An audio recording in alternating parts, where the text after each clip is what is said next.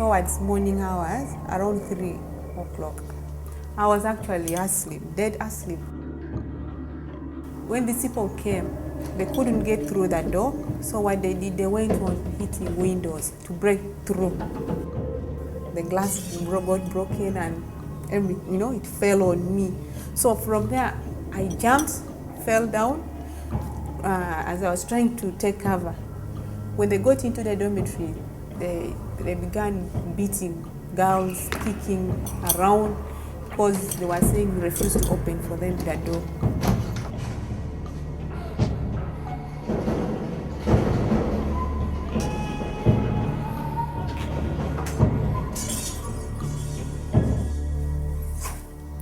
Okay, I was saying this war here has affected me as a person.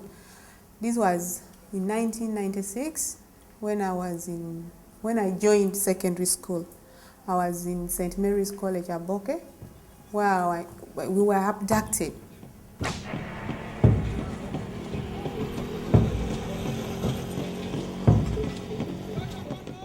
Northern Uganda has been at war for 20 years. The conflict is between a rebel movement known as the Lord's Resistance Army and the government. Those most affected, a tribal people known as the Acholi or Luo people, endure rape, torture, and child abduction. Thousands have died. Others are missing. 2 million people are displaced. Most live in squalid camps for internally displaced persons. Protected by the government soldiers, they often fear more than the rebels. Despite all this, the Acholi people of northern Uganda are united in the belief that the only real solution to the problem is reconciliation and forgiveness.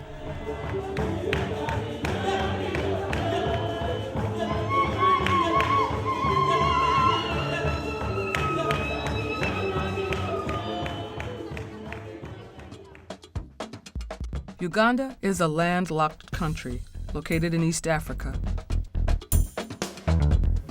Following independence from Great Britain in 1962, Ugandans underwent a series of wars, military dictatorships, and coup d'etat.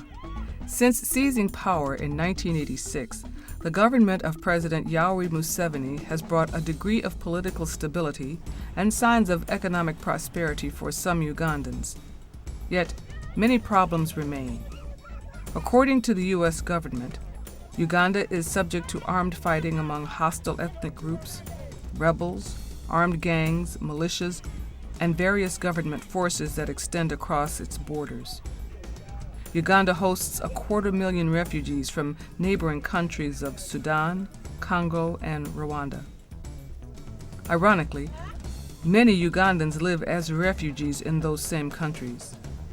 Unlike refugees, Ugandans forced from their homes by fighting, landmines, or terror are known as internally displaced persons, or IDPs.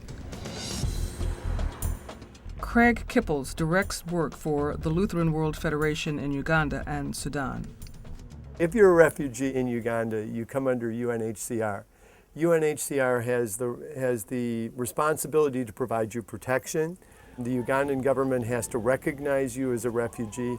And in Uganda, if you're a refugee, you're also given, under an enlightened refugee policy, land in which you can actually raise your crops and hopefully become self-sufficient again. If you're an IDP in your own country, you really typically have no status. And in terms of the internally displaced persons in Uganda, there has not been access to land typically to farm. And so you're totally dependent on others giving you food, giving you pots and pans. You have no income. It's a very difficult situation.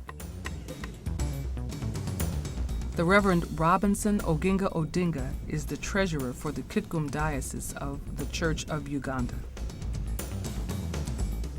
Then since that time, 1986, there was an insurgency in the country, especially in the north, because there was a group that came out called, first of all, it was called the Holy Spirit Movement, led by a self-proclaimed prophet called Alice Lakwena. And that insurgency has caused a lot of trauma on the people. The LRA has clearly decided that the best way to recruit new fighters is to abduct children. And then they indoctrinate them into the LRA by typically making them undertake some horrendous act.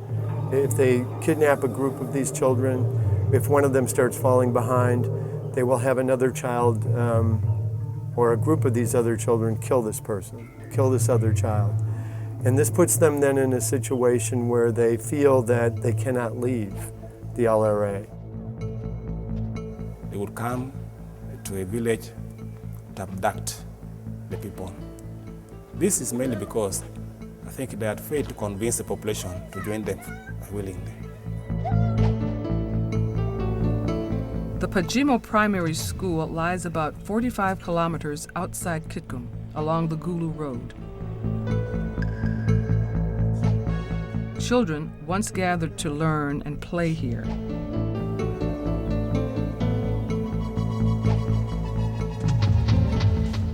Except for a few lonely government soldiers, this facility is now abandoned.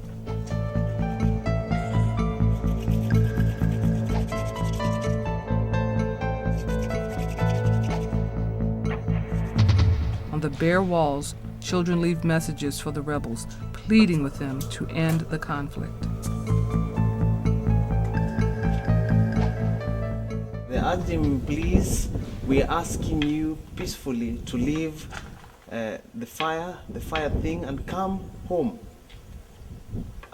We will join hands together. We, the Acholi people, we would not like problems, and we don't think it is necessary killing each other. There is also some level of brutality, because I think you must have heard them cutting the lips of people, cutting the ears. That brutality, we don't like it. It is ironic that the LRA and many of their victims are Acholi. This is one people turning on his or her own brothers and sisters. Traditional Acholi villages are small and isolated. Early on in the conflict, they were easy targets. The Acholi gained a measure of security by leaving their farms and villages behind and forming massive IDP camps. The price was high. At the beginning, they would go around the villages. But time came when they forced all the people were forced from their homes to live in internally displaced person camps. They couldn't get the children freely from the villages. Therefore, they would come to recruit children and other youth from the IDP camps. And in camp, there's a lot of disease. Malaria, whooping cough, TB, even HIV, AIDS, cholera. Only 24 hours, then you die. The last 20 years, our people have been incapacitated because their livelihood has been destroyed. Because our mainstay here is farming. People have to dig in their gardens. They get money from the produce from their gardens. They sell part of it, and part of it they eat. But now they have been uprooted from their homes. They can't access the land. Yeah? That's why recently we have been giving out some food relief to our people through ACT International. And ACT International is also funding LWF to do work here in the diocese. Nowhere is the impact of war seen more clearly than in the faces of northern Uganda's children. Fearing abduction and unable to find security in their own villages, boys and girls began nightly commutes into towns like Kitgum. There, they huddled in groups, sleeping unsupervised in parks, under verandas or abandoned buildings. The Church of Uganda in Kitgum responded by organizing a night shelter. Each evening, as the equatorial sun drops suddenly below the horizon, hundreds of children emerge from dusty footpaths, toting school books or perhaps a bedsheet. They come looking for safety. As the security situation worsened, many of our children were sleeping under verandas in town, under bars, and when they are there, many things do happen to them in the absence of the parents. There is cases of abuse where our children are being abused. Issue of forceful raping of our children. All those indecent things were happening to our children. And that gave birth to this center where all these children that were sleeping under verandas in towns and all those nasty places, they now started sleeping here. Me, I am a orphan. I've lost my mother. What I fear most is that I fear diseases. Yes. Diseases like AIDS. I really fear. Yes. And at home, I also think that there may be some mines with the rebels have left. Then when you just go and you don't know where they are put, you just step on it or touch it, then you will just die. The war has destroyed my life. Even my parents I have lost. Trauma as a result of the war. There are some children at the center here who were formerly abducted by the LRA rebels. Therefore, we do counseling. I work with the children who are the night commuters and also outside. So we have children here who sleep. They come due to security reasons and some of them due to maybe bad states of their houses given the war condition. And what we do with them is provide accommodation and then also sensitize them on human rights, HIV/AIDS, life skills education, and also spiritual upbringing of the children. Yeah, we want to see children to grow maturely, spiritually, and physically. That's why we do this work. When you hear a gunshot, you sometimes get confused, traumatized, and you don't know what to do next. You're thinking of where I can hide, and yeah, this is really what happens. Prayer is part of us. Since we are what? You can see we are church. This is a church-based organization. And in all things we do, it must manifest godly manners. Many of them have appreciated our work because the children who were so much traumatized, at least through the therapy we have had with them, there are a good number of them who have improved.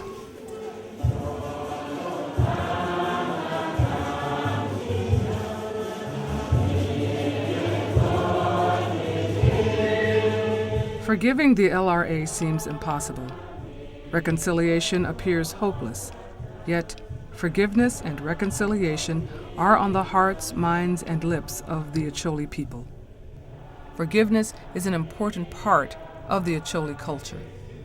Reconciliation is a cornerstone of their faith. The Acholi people combine Christian teachings that call for turning the other cheek with a traditional practice known as mato oput.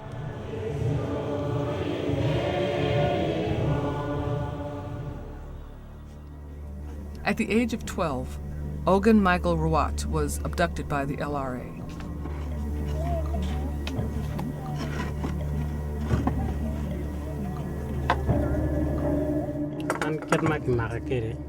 I was abducted by the Lord's Resistance Army in 1994. We entered into a UPDF ambush and we started to battle with them. That's when I got injured. As the LRA fled the ambush, the wounded Ogun Michael Ruat was left for dead. Captured by the government soldiers, he recovered from his wounds and eventually made his way home. I can forgive them because they're people just like me. Reverend Achola is a retired bishop in the Anglican Church. His wife was murdered by LRA rebels. When somebody commits crimes, the Luo people always forgive. They forgive. But forgiveness is conditional. in Luo, in our culture. If you accept responsibility, you own your action, the Luo people forgive you instantly. There is no way. If somebody says, I'm sorry, it is me who has done it, the victim community has no choice. They have no option except to forgive. For Bishop Ochola, Mata Oput contains 6 principles: truth, mercy, justice, peace, restoration, and transformation. In the Western world, the concept is that know the truth and minister justice. So they jump from truth to justice. There are only 2 things: knowing the truth, ministering justice. It is not in our culture. Ours is, you know the truth, cover the truth with mercy, then you can do real justice. And that's why our understanding of justice is completely different from other people's understanding of justice. Ours is biblical, ours is Christian. Like me being a Christian, whatever had happened, like we know God says, you should learn to forgive and then, forget and something of that kind. So actually, since that thing even happened and I was brought home, and then later on we joined and we were able to be happy again in our family, I think that has happened and I think I've forgotten about that. The war made my life very bad because after now I'm not in the school as a result of war. Since my mother died, I'm not going to school. And yet I want to continue with my study. But nobody is responsible to take me to school.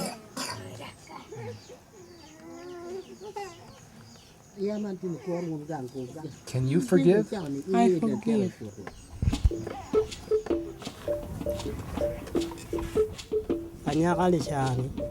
My daughter went to fetch water. On the way, she was abducted by the rebel soldiers.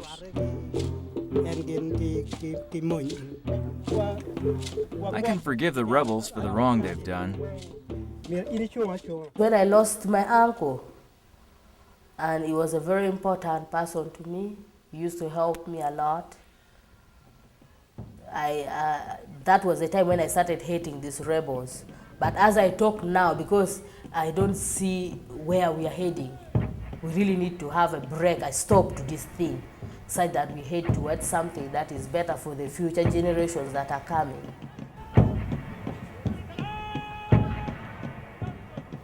Yes, I can forgive. On the ground that I want the children who will come after me and myself to live in peace, to really enjoy that I'm on this earth. I should have the peace that is required. And when I live to another world, I've really done what really God has required me to do.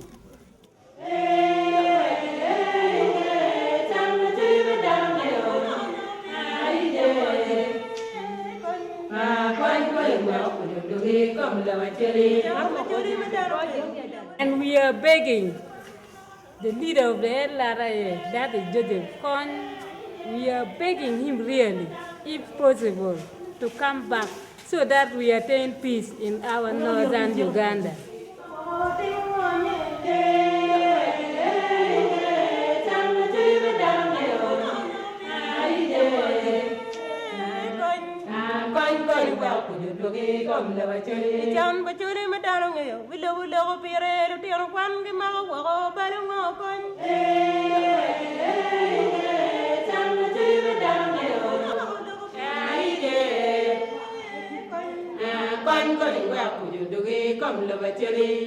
We are willing to forgive you.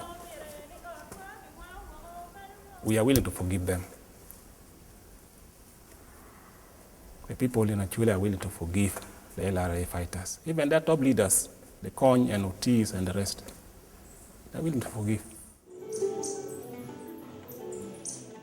Forgiveness is very, very, very invaluable. Because of it, it cannot be paid. But God forgives. And it is too costly because it demands God himself to come down to offer his own child for our sin. Following genocides in Rwanda and the former Yugoslavia, the United Nations formed an international criminal court known as the ICC to try those accused of committing crimes against humanity. While well-intentioned, some in northern Uganda argue that the threat of an international tribunal discourages the LRA leadership from coming to the peace table. If they are willing to talk peace, what are we going to do? Are we going to say we talk peace today and tomorrow take it to court?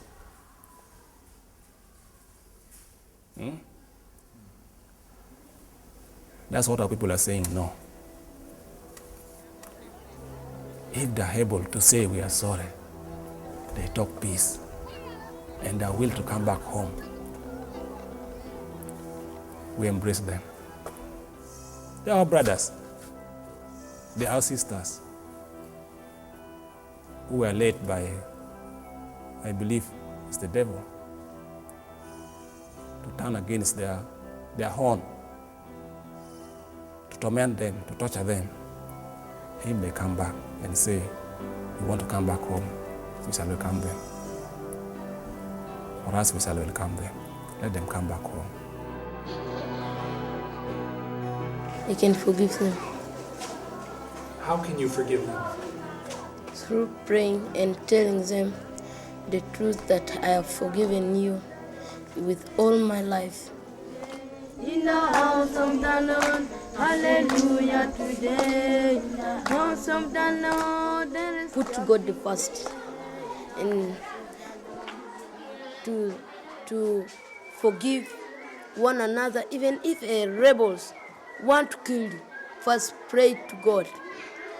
If they say that today you are died, you just pray into your heart there. Just pray. God will forgive you and God will do a miracle.